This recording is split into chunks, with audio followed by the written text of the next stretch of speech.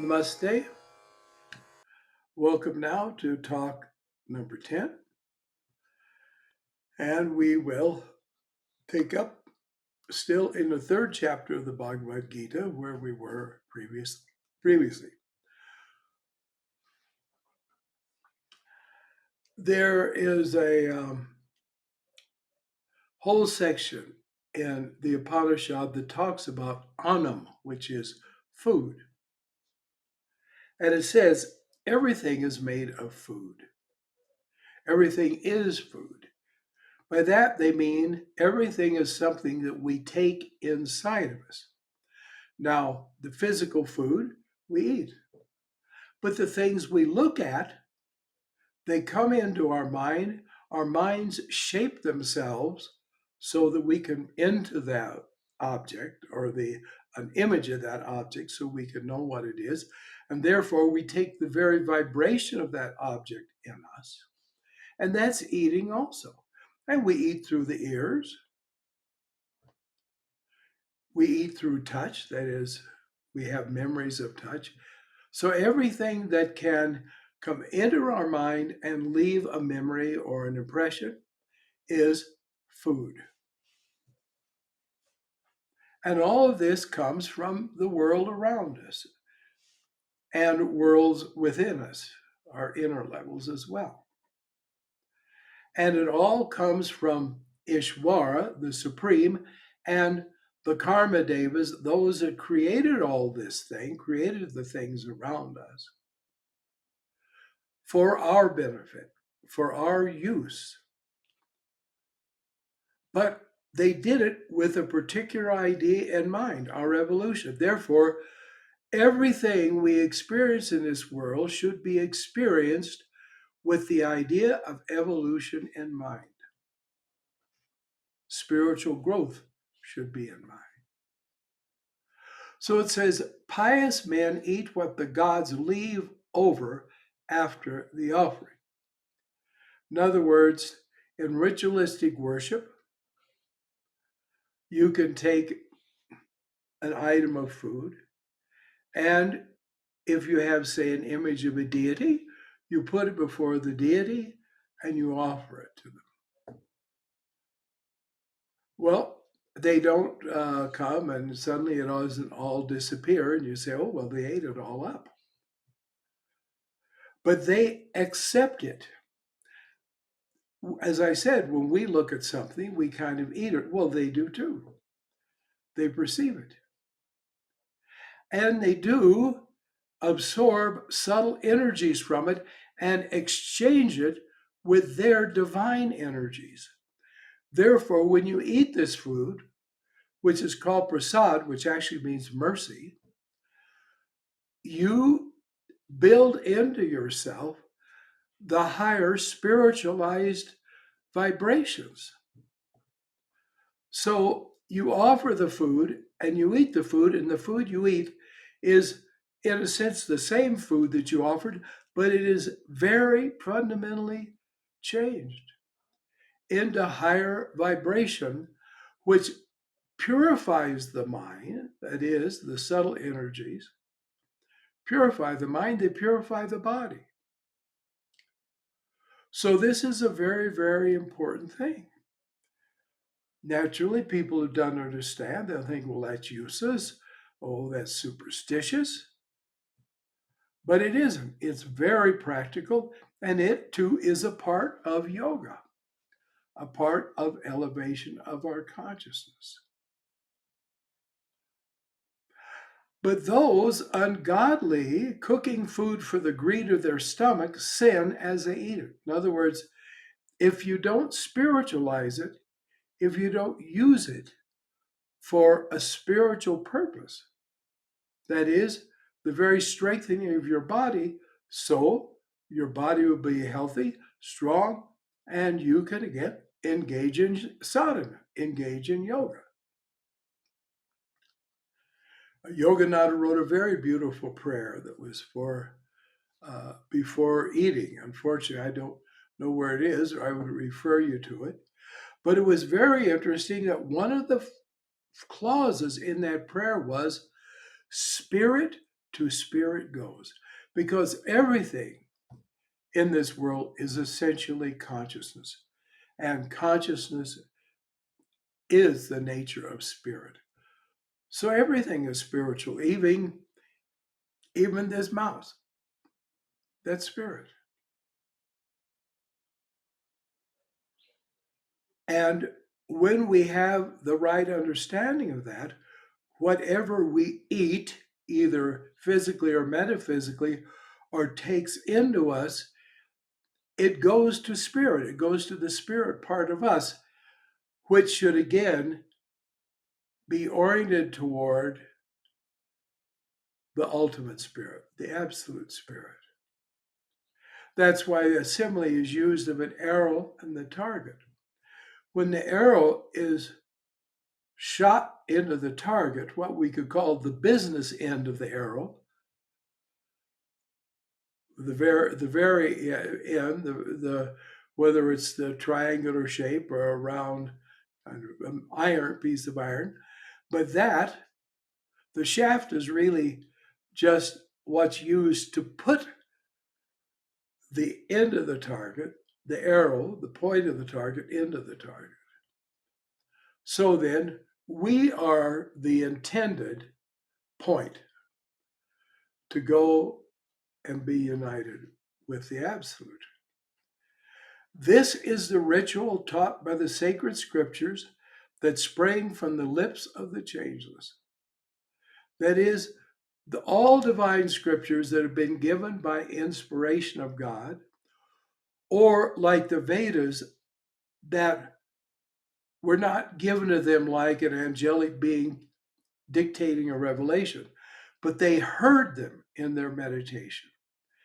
Because these are the very root, the Vedas are the root vibrations, and at the same time, the root impulses to evolution that come from the Absolute. This is why the Vedas are called Shabda Brahman, sound God. They're the active, dynamic aspect of Brahman itself.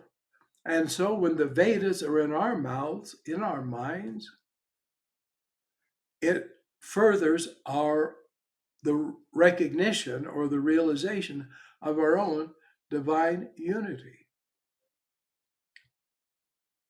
Know, therefore, that Brahman, the all-pervading, is dwelling forever within this ritual. And the only way you get beyond that is you become Brahman, and then there you are. But until then, we mustn't deceive ourselves.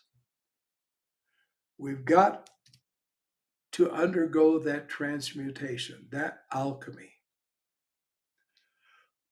So Krishna says, if a man plays no part in the acts thus appointed, which includes worship of God, his living is evil.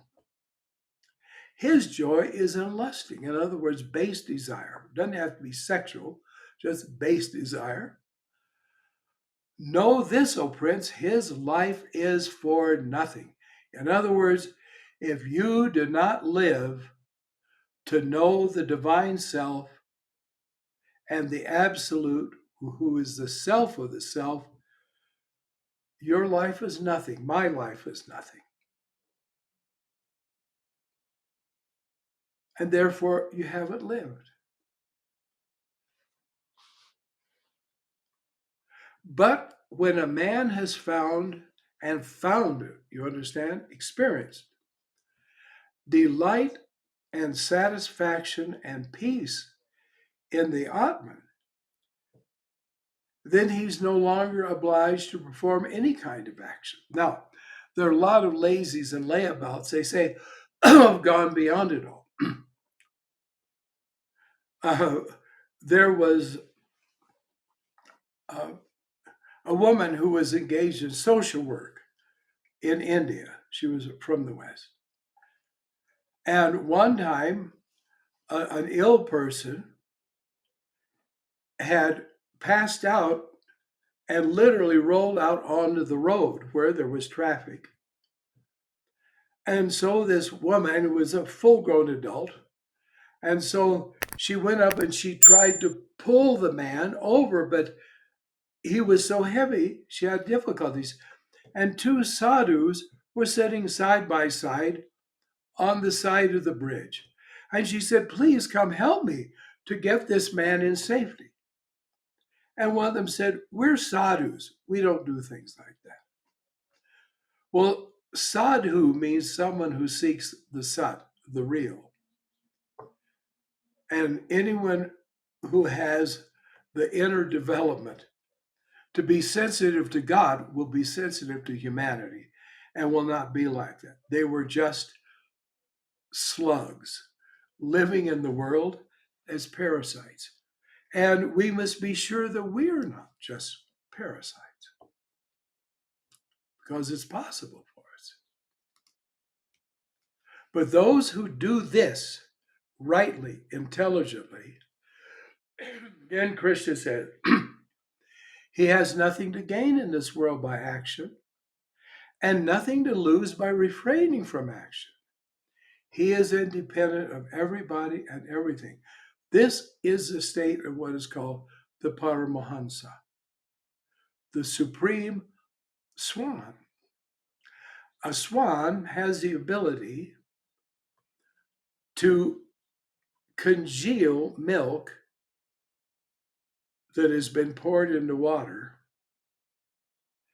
and eat that solid part that before was liquid. Now, they have an acid in their mouth, and they can literally do that. They can do this. They can make the milk put in water coagulate, then they eat it.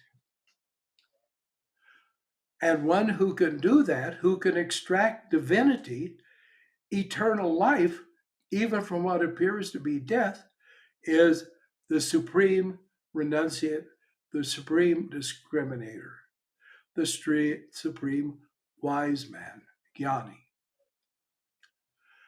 Therefore, do your duty always, but without detachment. You have to learn to do both.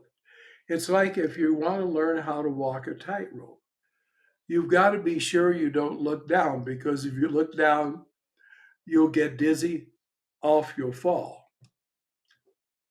If you're lucky, you've got a net beneath. If you're unlucky, well, you'll have to do this in a future life. So, this is what's important. The non attachment is the safety net about our action, which doesn't mean we can say, "Oh well, I'll just do it as sloppy as possible." But after all, I'll be doing it as duty. That's laziness and that's foolishness supreme. We won't even bother to counteract that silly idea. Anyway, do your duty always, but without attachment. That is how man reaches the ultimate truth. What's the ultimate truth? His own being. By working without anxiety for the results, which also includes your sadhana. I'm meditating, I've been meditating. Why am I not seeing God? And why am I not getting somewhere? Now, really, it's true. You do have to have an intelligent observation of yourself to see, has this meditation made any difference in you and your continual state of consciousness? Doesn't matter if you've seen gods, they talked to you, they told you were the greatest thing ever. You've been sent into this world to save other people and all this foolishness, which of course is ego and delusion. It doesn't matter about the experiences. The thing is, what did the experiences do? Did they change you? Good. If they didn't, then they weren't real experiences. They were simply fantasies. They were illusions. They were lies. So this is a thing we have to know. All the way along the way, what do you do when you're driving? You keep looking at the road signs. The place you're going to, it's so many miles away, and now it's lesser miles away and lesser miles away. So you know you're on the road that goes there, and you know that you're getting closer. So the Bhagavad Gita is a great diagnostic tool. to let you know where you are and equally where you aren't. So it is so crucial to us to understand these truths. And there aren't any other books that say this, that put it all together in this coherent manner. Of course, the Gita is like essence of the Upanishads. But the Upanishads are very philosophical and they do give some practical advice, but not a great deal. Whereas the Bhagavad Gita gives the whole picture so that you won't just believe what you read in the Upanishads, you'll become what you read in the Upanishads. Therefore, he continues, Janaka and many others reached enlightenment simply because they did their duty in this spirit. Now, they were yogis, by the way. Janaka was a great yogi, a supreme yogi. Janaka is considered the absolute ideal because he was a king. He ruled the kingdom of Mithila, and he administered it as a wise and good monarch, not as just a dictator, that he collected taxes from the people and so on. He cultivated and fostered and looked after his entire kingdom and therefore benefited all those who lived in the kingdom. You and I are a kingdom, and we have many, many people, faculties, aspects living inside us.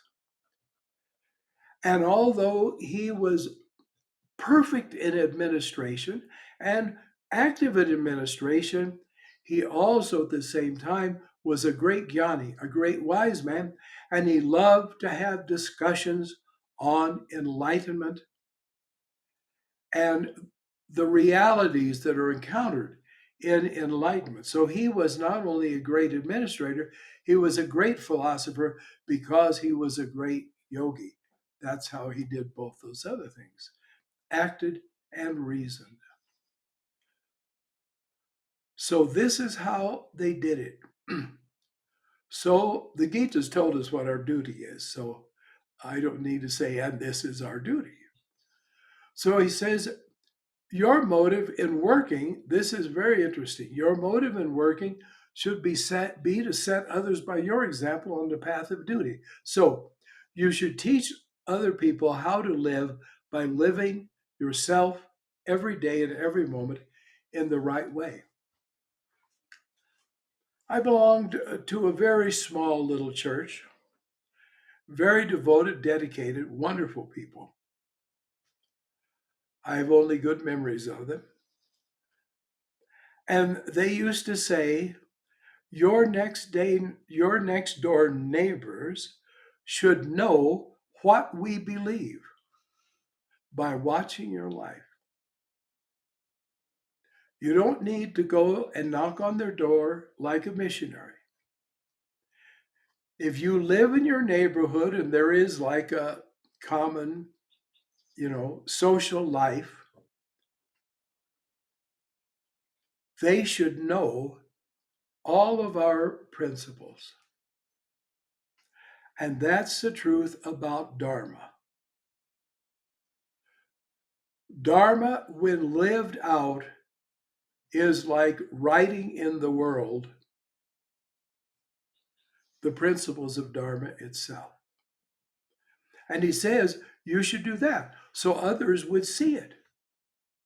I remember talking to a yogi, a very practical yogi, one time. And he said, a yogi should be someone that the people that are around them can say, I notice when everybody gets bewildered, confused, upset, or angry, you don't. You just do your work. How do you do that? He's the one that also told me once, he said, uh, last night, one of my fellow yogis said to me, I don't know what's happening to me. For the first time in my married life, I helped my wife do the dishes. It's just as practical as that. It's just as down to earth as that, because by doing it down to earth like that, you turn earth into heaven. So this is very important also. You don't just have a duty to God and yourself, you have a duty to others. And I have a duty then to end this since our time is up.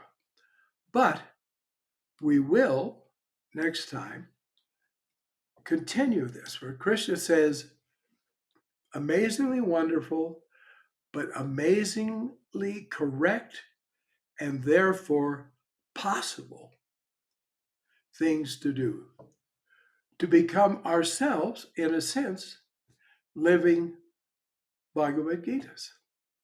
So until then, thank you